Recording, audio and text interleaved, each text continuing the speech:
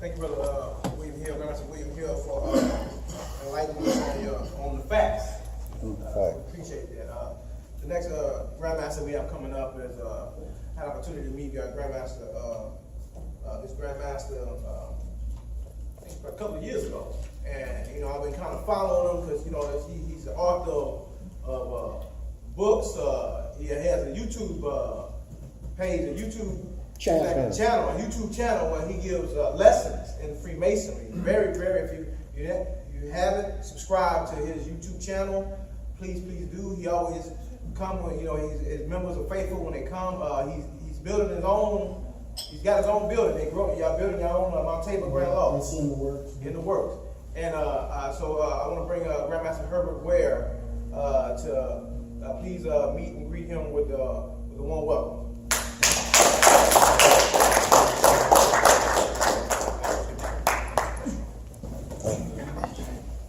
Good evening. Good evening.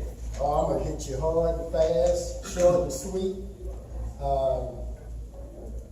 I'm kind of thrown off here because I'm in the presence of some heavyweights. This, of course, past President General Ollie Spencer was my first and one of my only two President Generals. So I need to represent right, huh?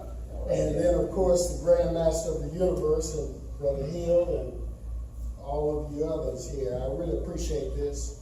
I want to compliment past Grand Master Emeritus Jarvis on his consistency to put this thing together. And I think we need to make a concerted effort to, whenever he has another one, let's try and multiply ourselves. So I think we'll give him a hand.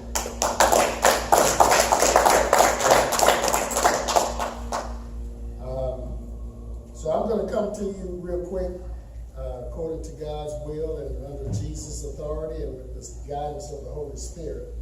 I want to start off, though, with something to think about. Anybody in here, don't say it, but anybody in here know how to make holy water? Raise your hand. Okay, nobody knows how to make holy water. Okay, I'm going to tell you at the end. I'll keep you awake for that one anyway.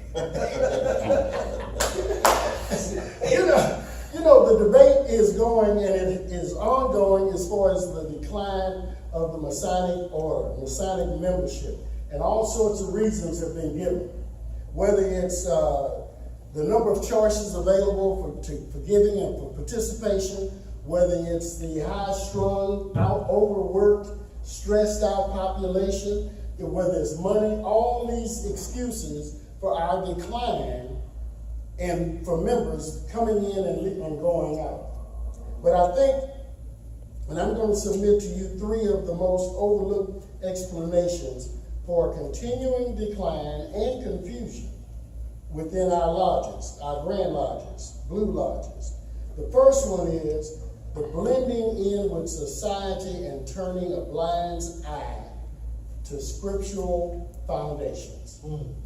I think that is our number one problem.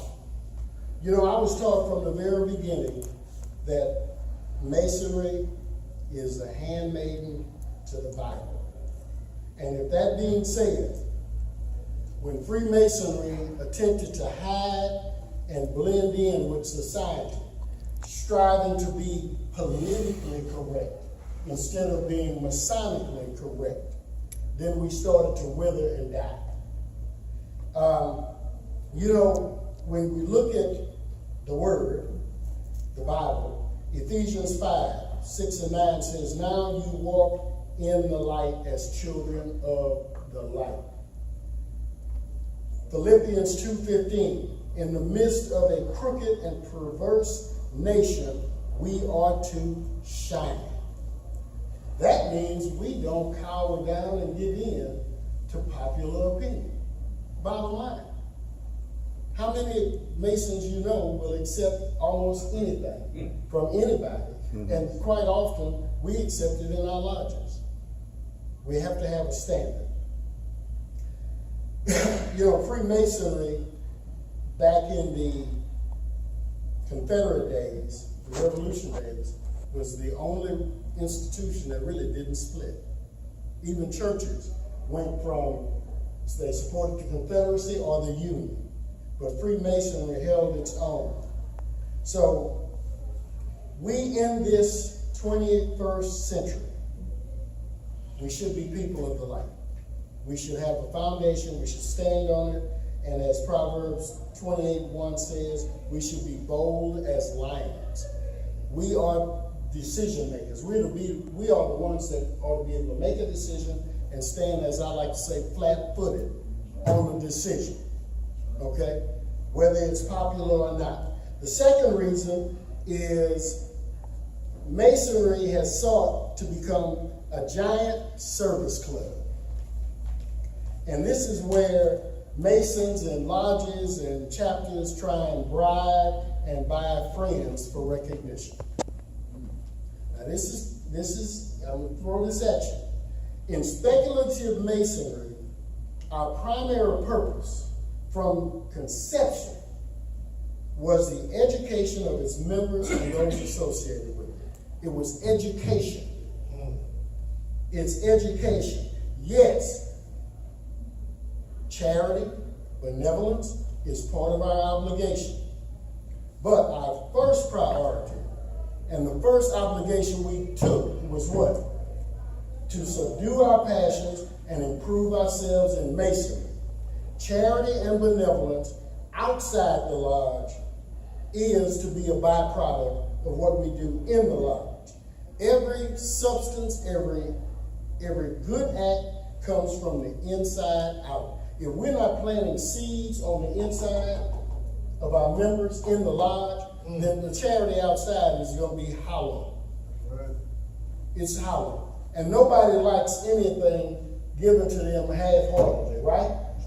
Okay. I mean, God says he wants a cheerful giver. And don't give if you're not sincere with it. So the bottom line is we have to go back to biblical foundations and go to seed time. And that means when you get in line, when I get in your life, you got to put something in me.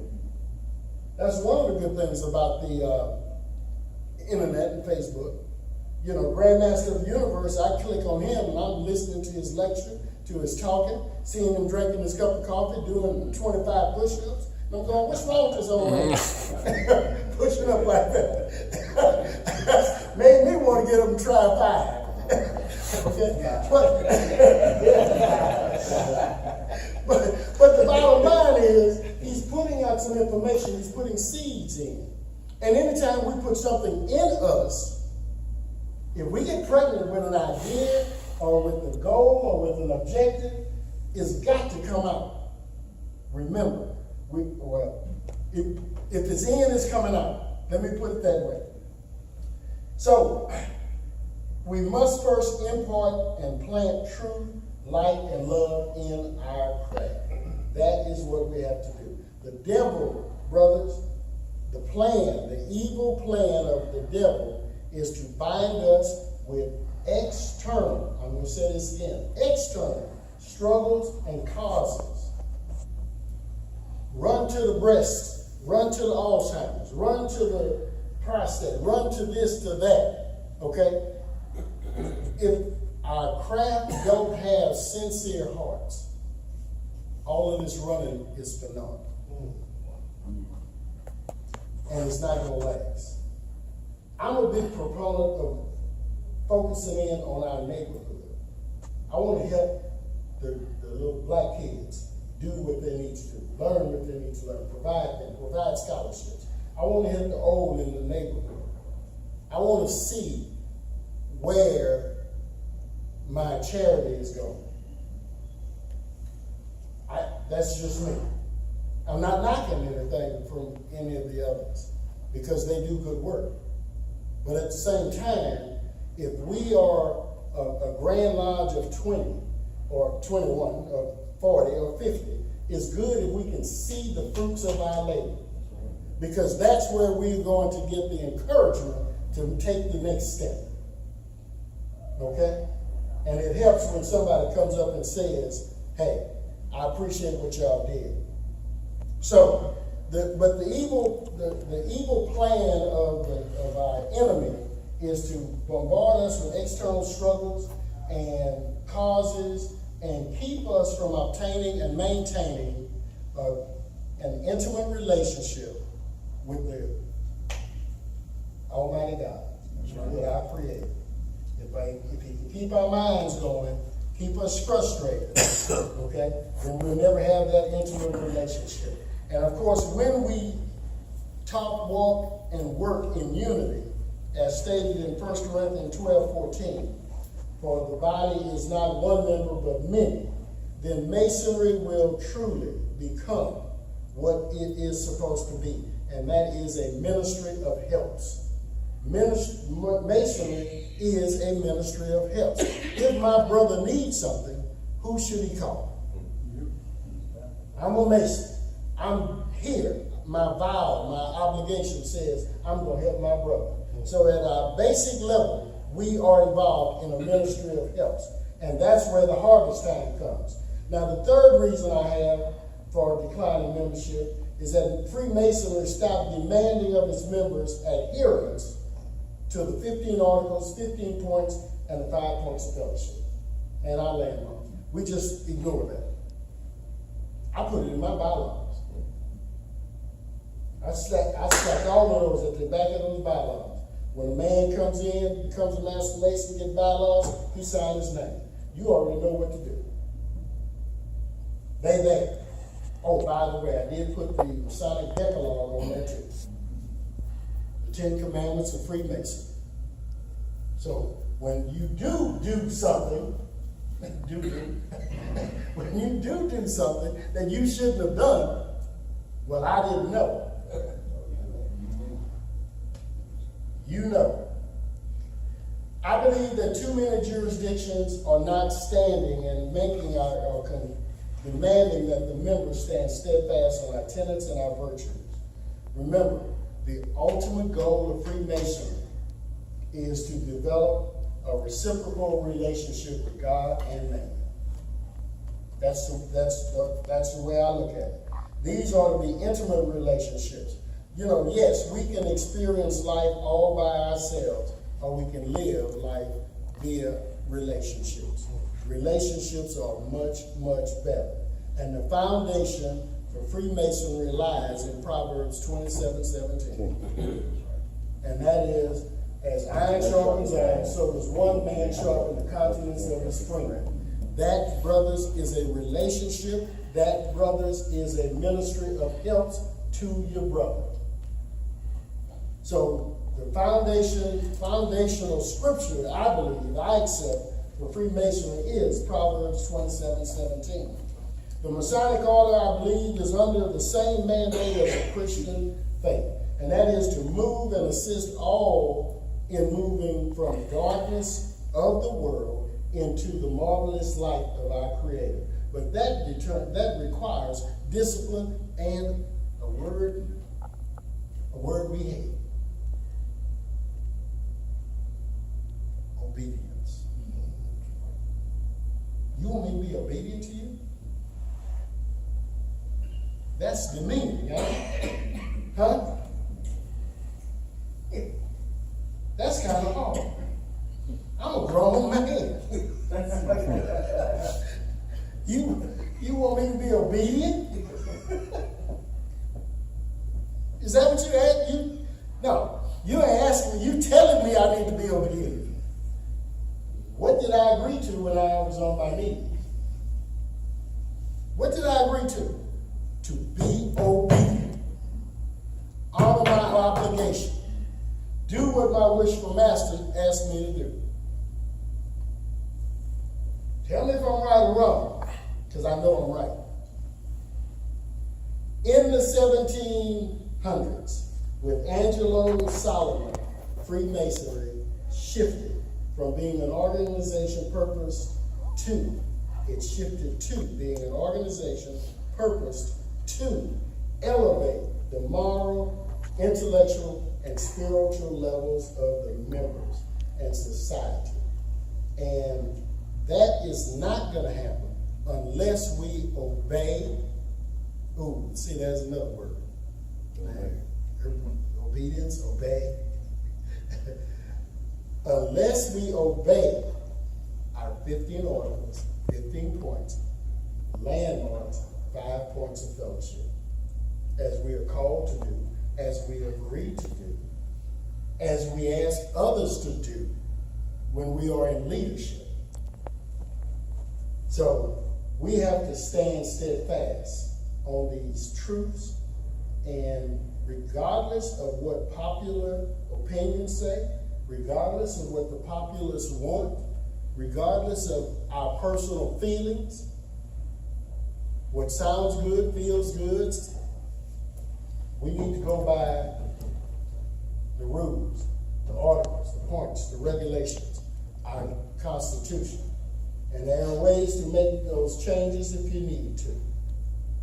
So, we need to teach our men and some of us as Master Masons need to go back to the basics.